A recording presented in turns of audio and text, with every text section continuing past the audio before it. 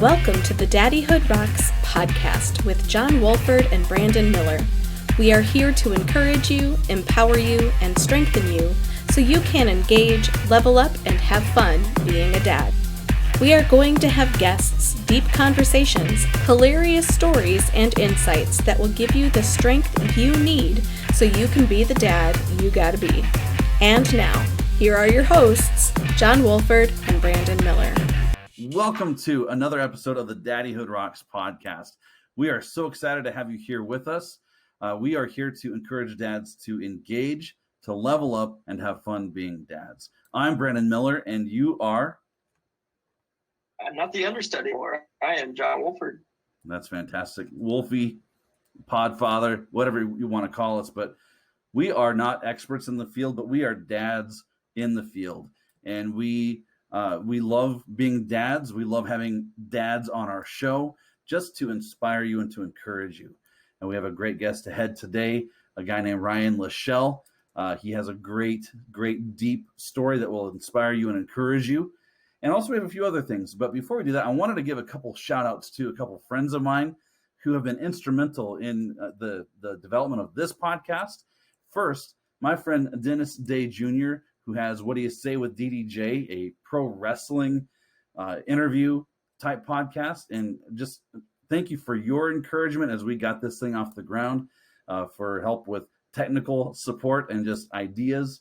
And so, Dennis, I love your podcast, and I'm so proud of the direction that's going. And so thank you for inspiring us to do this. The other shout out is Colleen Dorsala, who is actually going to be a guest here in a few days, or not a few days, in a few weeks. And she is a friend of our family's. She does daycare. She does a whole bunch of other stuff. But I had posted on Facebook, man, I feel like doing some sort of podcast. What should it be? And I had some ideas. Some people posted some ideas. And then she said, you really need to do a podcast for dads. Do a Daddyhood Rocks podcast. And since that conversation, I haven't looked back. And it was just a natural fit to ask you, John, to be a part of this, since you're my best friend. And it's great to have you to be a part of this. All right. I love the Muppet face. And so Colleen, it is great to have you to be a part of this journey to get this thing kind of up and off the ground. So thank you. So it's so neat to, as far as, we do a lot of lighthearted stuff. We do a lot of serious stuff on this podcast. There's no topic that's going to be off the table. And speaking of table, last time, a couple times ago, we spoke about, eating too many grapes and grape barf. And, we talk about gross body fluids that emanate from children and babies. So, man, I think it's time that we let everything out, John. What do you think? Well, speaking of letting everything out, I have a baby that did just that a couple weeks ago. So my baby Liberty, we have these seats in our living room, and they're adjustable. And because they're adjustable, they have holes in them where all the straps go through and things like that. And boy, I don't know what happened. But she drank a bottle, and 5 minutes later, maybe, she exploded. Now, I want to clarify what explosion means in our household.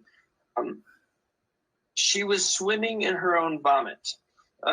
She had it all over herself, in her chair. The holes in this chair to allow for the straps also allowed for great flowing of this body fluid. So we had it all over our carpet, all around her. Certainly a what I like to call a catastrophe. Stuff like that takes a lot out of a person. And that's I'm sorry to hear that. But, man, so Liberty, was explosive. Explosive Liberty. That Explosive Liberty. That might be a podcast title someday. Who knows? We have a great, amazing guest ahead of us. Incredibly deep story, not without heartache, not without struggle and pain, but there's also hope involved. John, can you introduce our guest who is coming up here? So we've got Ryan Lachelle on tonight. And Ryan Ryan remembers me better than I remember Ryan, because I was in middle school when Ryan and I were in youth group together. He's a little bit older than me, but we were in youth group together in church. He's got a phenomenal stepdad named Bama. We'll talk about Bama. But man, he's just a good dude with a good heart. That, like you said, he's had some struggles, and it's not without heartache, but he offers so much persistence and so love for his kids that I can't help but think that heartache is just going to fade away. All right. I'm looking forward to hearing this story again. So without any further ado, here is our interview with Ryan Lechelle.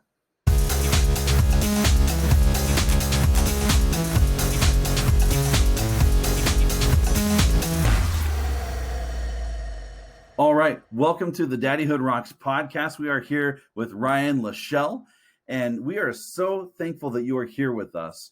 Again, this is a podcast for dads to encourage dads to engage, to level up, and have fun being a dad. And every dad has a different story, a different experience being a dad. So, Ryan, welcome. We are so thankful for you. I just want to give you an opportunity to introduce yourself to our listeners. So if you wouldn't mind telling us about you, yourself, your new bride, Jennifer, and your kids. Tell us kind of about your family at this point in time. Well, I'm 30 years old. I'm a tow truck driver. I got married on December 5th to my now wife, Jennifer, who's a beautician. We live about a half hour north of Grand Rapids in Michigan, and I'm an Army vet, and I went to church with John and recently got baptized in September, and just going along right now.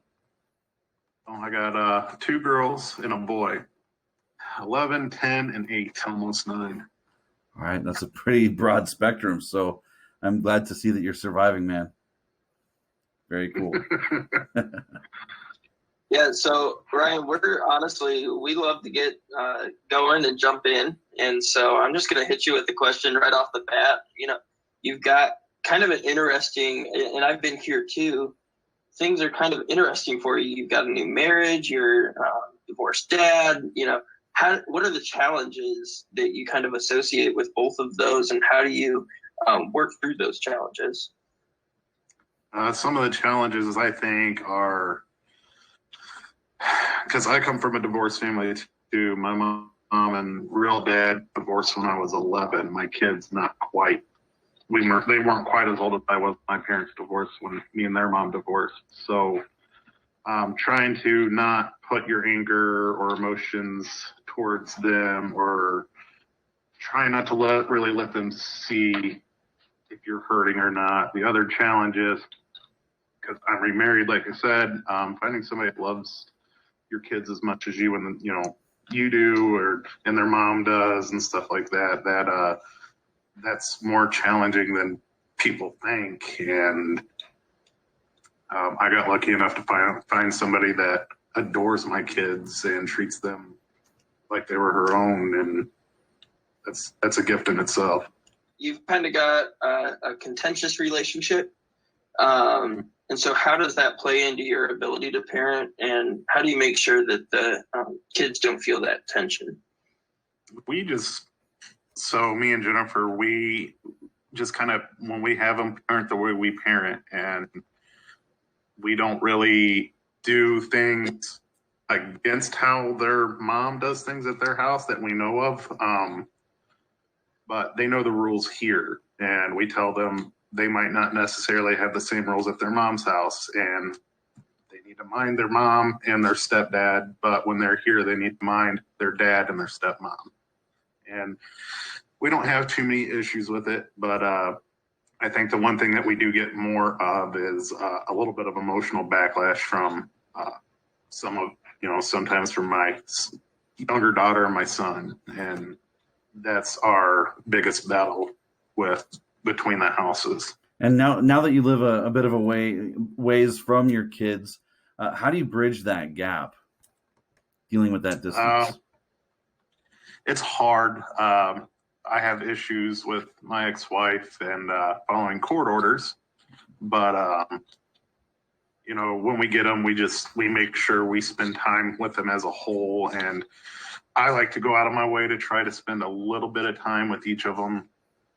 My oldest daughter sits upstairs after everybody goes to bed and plays video games, or I'll play video games and she just likes to sit next to me and watch and talk. My younger daughter likes to sleep. Sometimes I'll just go in there and cuddle up with her in bed and hold her and talk to her a little bit. My son just, whatever he happens to be in the mood to do, and build Legos, play with Thomas the Train, whatever. You know, you kind of mentioned spending that time together. And so time leads to moments, and you've got to have some proud moments as a dad. So what would you say your proudest moment as a dad is? So my son is afraid of anything with fur.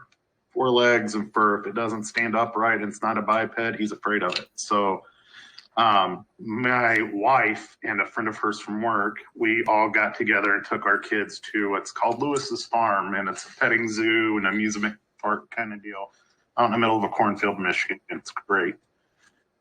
And they had camel rides there. And my son just out of the blue said, "Dad, I want to ride the camel." And our jaws hit the floor, and we were okay. Yeah. Like, it wasn't a matter of, do we have enough money to do it? We didn't plan on doing this. Does your siblings want to do it? Let's go. And that made me really proud of him that he was ready to face that fear, because he's afraid of a cat. It could be the smallest, cutest kitten in the world, and he'd scream. Same day, I watched my oldest daughter try to defend her sister and her brother from a kid that was bullying other people there. And to me, that's a big deal. I grew up with a coal miner grandpa. I didn't take crap from anybody. And you don't start the fights, but you definitely finish it. And it was kind of good to see that she's picked that up from our family, and that made me proud of her. And my daughter, Aubrey, I'm just proud that she's a soft kid and has a big heart for people and others' emotions. That's huge. Now, I'm really glad that John, shaved his mustache, because that is not exactly, a biped, but that would have been frightening for your son to see. So good thing that mustache disappeared. So thanks, John. That was frightening for anybody to see. Good thing it was hard to see. But anyway, with that said, thank you for sharing those proud moments for each of your kids. I think that's awesome. Now, as far as you as a dad, what are you looking to change? I mean, everyone, wants to move the needle up as far as their daddyhood abilities and just, how they approach being a dad. What do you want to grow in as a dad? I want to be, they call my stepdad Bama. So I want to be what Bama was to me for them more than anything. If I can get within a half an inch of how he was for me, then I'm doing all right. Of course, I think every dad wants their kids a little better than the big house, toys, and everything they ever wanted. And we're trying, always failing, but always learning. And I just want to be like my stepdad was to me, and my stepbrother and stepsister. We couldn't have had a better dad. I mean, Bama is, as somebody who knows him, for those, most of you aren't going to know Bama. Most of our listeners aren't, but Bama is called Bama for a reason. He is the biggest Alabama fan I think I know. Roll Tide. But he's also one of the most beautiful humans that you could ever know, and he'd give you the shirt off of his back. So I have to agree that if I can be a dad like Bama, I'm doing pretty good. He's a different kind of person. I've never heard a bad story about him from anybody, and he's a godly guy. And I say he raised me. I loved my father. He passed away in September, and I hadn't talked to him in quite a while when he passed away. I loved him, but he was my father. I learned a lot of what not to do from him, but I learned more of what to do from Bama. And he's fun to be around. He's always got a joke. He's always got a story. And John's right. He's the biggest Alabama fan you'll ever meet. I grew up in a house with a red Alabama couch, Alabama border, elephants everywhere, Bear Bryant. I mean, just everything. That's awesome. That's cool. Yeah, I mean, I can't say enough about Bama. We could talk about Bama all night, to be honest. But I'm going to change gears a little bit because you kind of had mentioned your custody issues following court orders, and man, I get it. I've been there, you know that. And what advice do you have? What advice do you have for dads that are going through this right now? Patience. It sucks, but patience, and you just got to listen to the advice that's given you to the people above you. We learned it in the Army too. Just hurry up and wait. It's not a fun thing to do, and it's agitating, and it is what it is. But especially being from Indiana, it's not a fun state to be a dad in, unfortunately. Yeah, unfortunately, custody is one of those things, especially when it's contentious. It's like the slowest roller coaster you could possibly be on. It's annoying. And like I said, my wife, she loves the kids just as much as me, and she hates it. She has gone into tears. I want my kids because she misses them. We haven't seen them since our wedding. Mm. And it's been rough.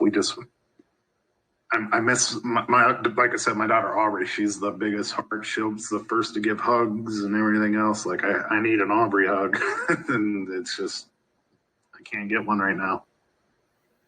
And is there an end in sight as far as when you might be able to see them next, possibly? There's discussions going on between me and their mom, but it's one of those she wants something out of it kind of things, and that's the bad thing. Indiana doesn't care. That seems to me that they allow them to do that, and it is what it is. And I'll just keep listening to the lawyers and doing what I have to do to get there. Yeah, well, don't give up the faith. I think our friend John is just a prime example of what it looks like to keep going even when you feel like giving up on the rough custody battles. Have you seen our logo yet, Ryan? That picture says so much. We talked about that in our last episode, but just the 2-year wait of being able to hold your kids, John, that's fantastic. And you're going to have not necessarily a logo, but you're going to have your own picture, whether it's mental or actually a photograph someone takes, but you'll have your opportunity. That's my hope and my prayer for you. Absolutely. Are you trying to make me cry again? Always. Man, we're all about the tears here. So, all right. So thank you for sharing. And I can't even imagine just the depth of heartache and frustration that goes into that waiting game. So you have my utmost respect. Absolutely. Now, switching things around a little bit, kind of going back in time, whether it was, one of the grossest substances is baby food. And, we've had talks about, nasty diapers and magic poop, barf. So you have an opportunity, and I'm sure you have plenty of material to sift through. But Ryan, what is your grossest, nastiest daddyhood moment? So my oldest daughter, Kayla, she couldn't have been more than 3-4 months old. And I fed her, burped her, and I was playing with her, and I was laying on my back, and I held her over my head. And no sooner than I said, "Oh," she threw up, and it landed right in my mouth. I mean, every bit of it right in my mouth. I'll never forget it till the rest of my life. She laughed. That was the first time I remember her laughing was when she did that. Of course, that'd be pretty fun. I actually have a similar story with Johnny. My best friend was over. My best friend Dan was over, and I was rolling around on the ground with, yes, sir. I was rolling down on the ground with him and rolling around, and Dan said, "He's going to puke all over you. He just ate." And my ex-wife said, "He's going to puke all over you. He just ate." And I said, "I'll take your puke any day," as I'm holding him up over up over my head. And as I say day, no kidding, as I say day, boom, target. I mean, that kid had it locked on. He said, "Message received, Dad." Yeah, precisely. So yeah, similar story. It's funny. Oh man, that is just nasty. That's gross. So I mean, I have some barf stories, but nothing exactly as nasty as that. So you guys win for sure. So an unscripted question for you, Ryan. So for any kind of dad, whether it's a brand new dad or a dad who is relatively young and just trying to figure things out, or maybe a dad who has been kind of disengaged but kind of showing up to the party. What advice do you have for dads who are wanting to get into the game and to kind of up their game, to level up, to have fun, to engage? What do you want to put on the table for dads who need to hear something? So coming from a son who wanted his dad around but didn't have that, sons want their dad, daughters want their dad. But from my perspective, I wanted my father in my life, and till the day he passed away, I wanted him in my life. But there was just circumstances that made that not happen, and that is what it is. But we never think your kids don't want you, no matter what you might have done. A conversation goes a long way, no matter the age. Like I said, I didn't talk to my dad for a long time, and it was really hard to get the phone call from my aunt that my dad had just passed away, and he was not even 50. And you don't put your kids through that. It's a hard thing. It's not hard to be there, show up to stuff, try to talk to them. And Bama even told me, one day if you're fighting for them, they'll know. They'll find out that you're trying to be there for them. That's huge. Well, John, do you have any last questions we have for Ryan that you wanted to toss on the table at all?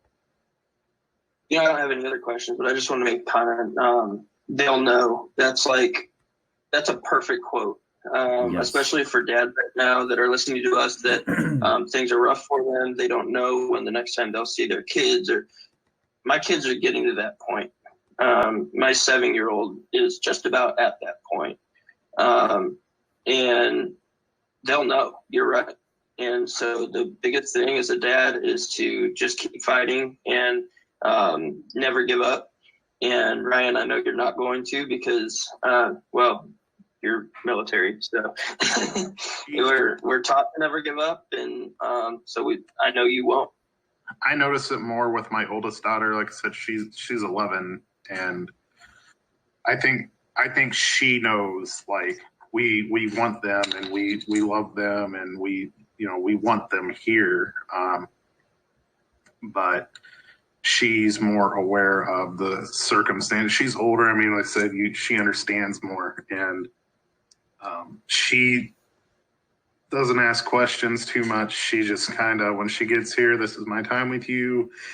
I'm going to act like I'm going to ignore you all weekend and go downstairs and do my own thing. And then she, out of nowhere, wants all of our attention that she can muster up. And I'm at that point to where I realize that she knows, and eventually Aubrey will know, and then Braxton, and it's just, I try not to look, I don't want to ruin their innocence. And Kayla honestly ain't got much more of the child years left. She's almost a teenager, and that scares the crap out of me every day. I believe it. Yeah, that 11 going on 35 age is real fun. Yeah, she's mouthy. I tell you that. She gets it honest. Now, actually, one follow-up question to that, as far as whether it's, I don't know how recent you got out of the military, but how had the military life impacted you as a dad, maybe early on? Creative ways to punish. Sounds familiar, John?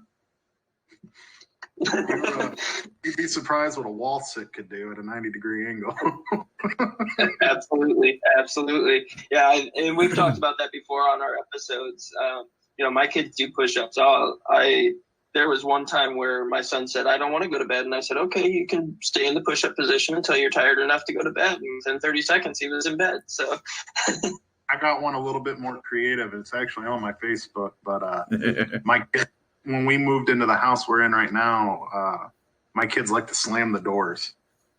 And it was annoying. And it drove me and my wife both up the wall. So I made them each go to a separate door, close the door. And I said, okay, open it. Close it. Now tell the door you're sorry for slamming it. And I made them do that for, 2-3 minutes. And they stopped slamming doors real quick. I was going to say, they don't slam doors anymore, do they? Every now and then they'll slip and do it. And they're like, I'm sorry. It's effective punishing. Oh, that's great. Yeah. I mean, I think that would kind of help generate some creativity when it comes to discipline and punishment. So fantastic.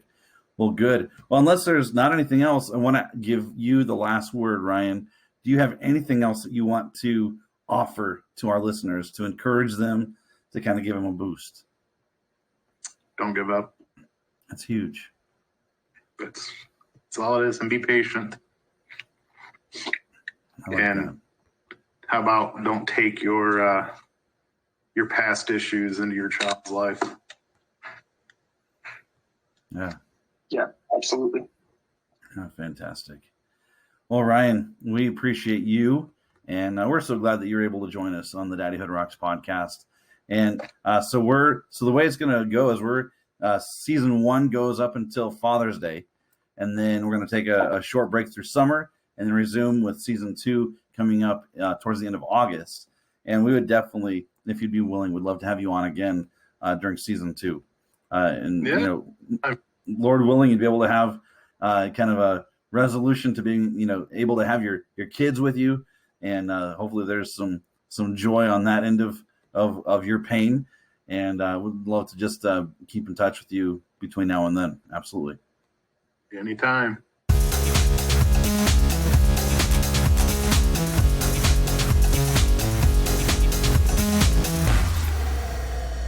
What an amazing story. What a great interview with Ryan Lechelle. Thank you for being our guest. John, thanks for reaching out to him and inviting him.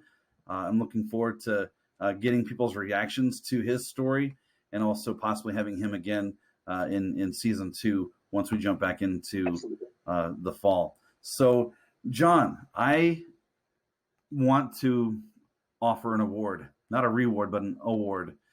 And so even in the lowest weeks of daddyhood, there are victories. I think it's important to find those little victories.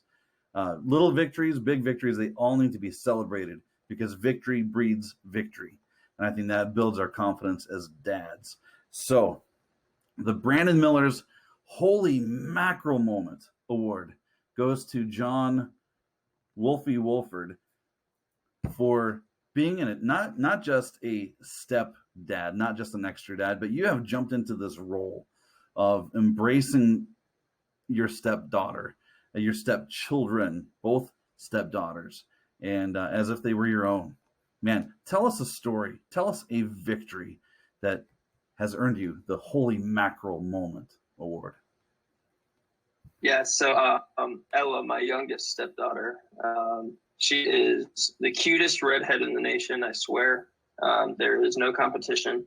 No, she's amazing. And as time has gone on, she's begun to embrace me more as a parent than a step-parent.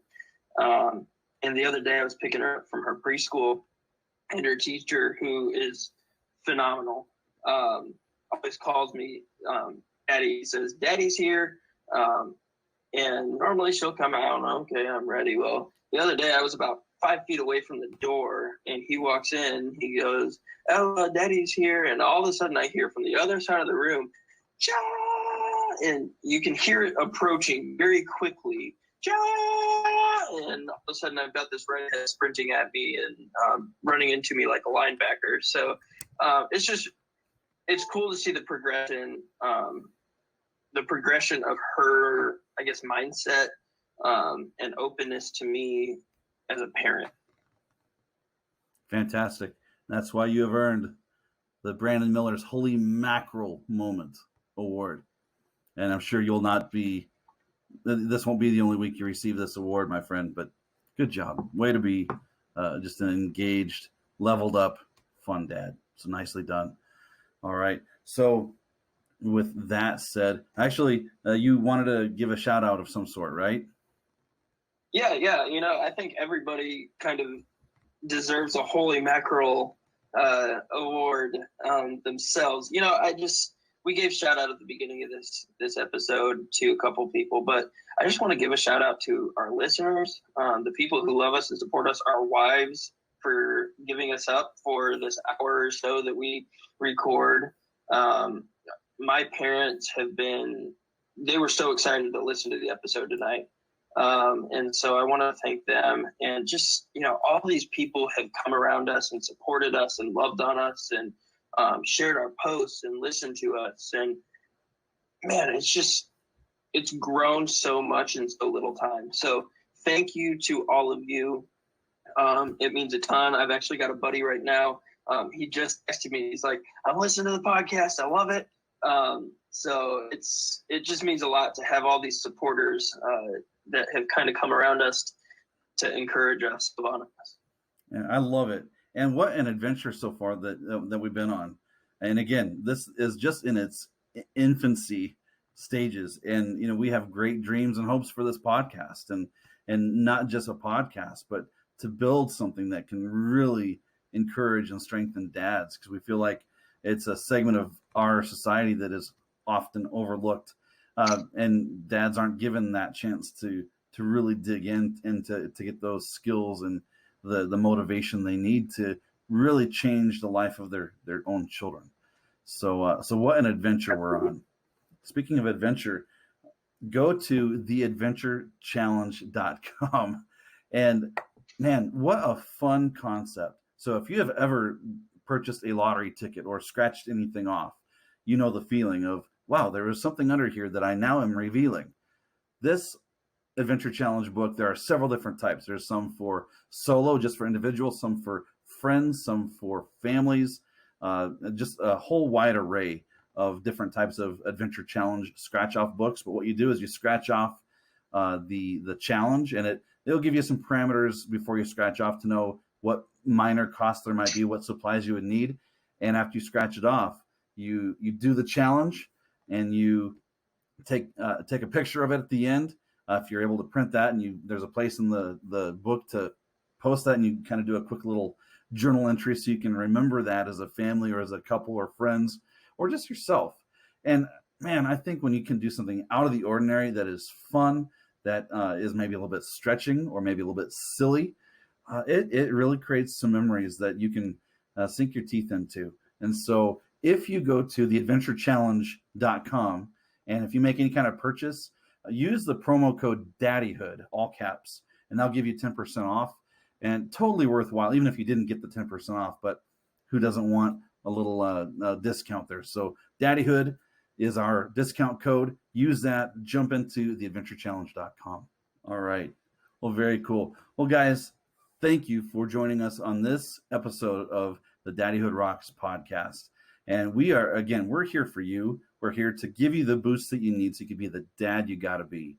All right. So engage with us on social media, on YouTube, on our podcast platform. Let us know what you want to hear, what you need to hear, and we would love to provide the goods. All right. So thanks for joining us. See you next time on the Daddyhood Rocks podcast.